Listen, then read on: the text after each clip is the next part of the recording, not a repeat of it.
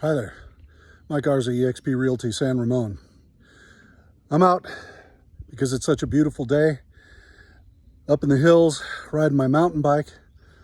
But I did want to take a moment and talk to a few of you about something that was brought to my attention just yesterday via text. One of my longtime clients has said that we've been planning on having them buy another house. We just sold their house a few months ago. They made a ton of money on it. And they had decided they wanted to reinvest. So we've been looking around. We found a couple that were interesting, but nothing made the numbers sing, so to speak.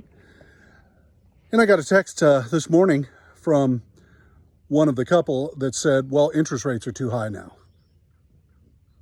Well, here's the problem with that. There's a few problems. One, the general public has gotten spoiled by artificially low rates that have been on since 2010, 2011, something like that.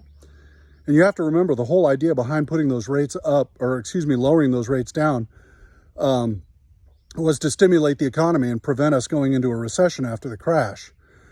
Well, those rates have been hanging on, and every administration has been hesitant to raise rates via the Fed because they've been afraid that we will slip into a recession.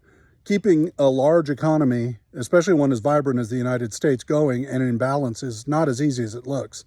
And that's why there's so many people that are very bright that go to work every day, and that's their sole job, is to make sure that everything stays hunky-dory, so to speak.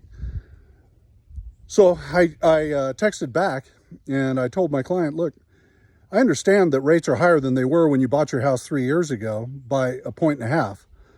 But you have to remember that normal rates are 8 to 11%. That's what normal rates are. If you bought your house in the 90s, that's what you paid. And that's what they'd been for quite some time. And they actually had been quite a bit higher in the 80s, as a matter of fact. So I likened it to playing football. And I told her, look, it's kind of like having a football game and you made a touchdown and you were successful, and now you want to take the ball and go home. It's just not the way the game is played. Now, if you don't want to be in the market and you want to rent for the rest of your life, that's fine. I understand that, there are some people that like the idea of doing that.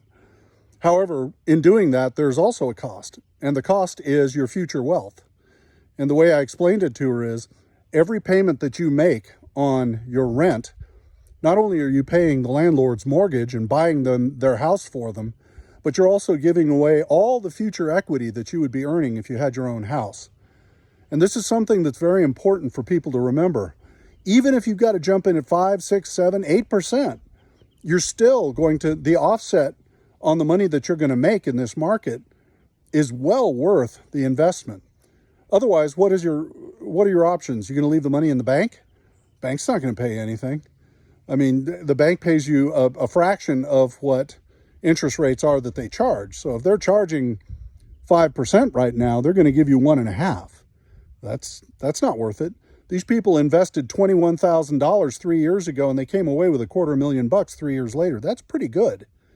And if you can do that 2 or 3 times, you're going to be over the $1 million mark. Now, the gentleman who is the sole earner for the household is a contractor. And the way I explained it to him was that, your business is your body. And when your body wears out, your business ends. Unless you have people underneath you, which he does not, and he doesn't want, because in California, it's a pain in the butt to have employees.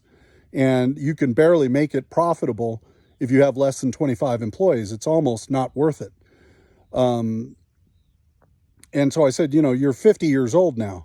How much longer do you think you're going to be able to tote that barge and lift that bale? You're in pain all the time already. And when you retire, if you're thinking Social Security, you're going to be talking $1,100 a month. Who can live in the Bay Area for $1,100 a month? What are you going to do? You're going to move back to New Mexico where there's nothing? You can't do that. You don't want to do that, and they know it. So if you're sitting on the fence about buying a home and you think, well, I'll wait till rates go down.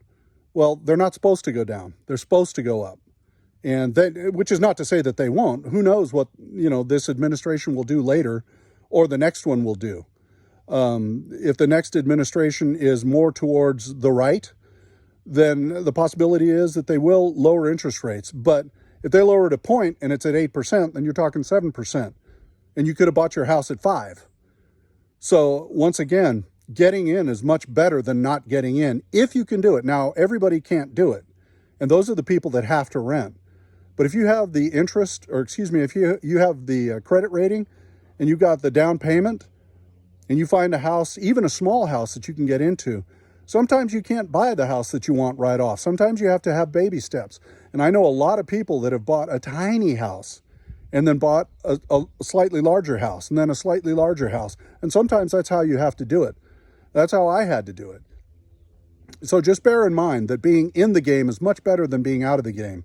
If you're in the game, you're going to make money in some way, shape, or form.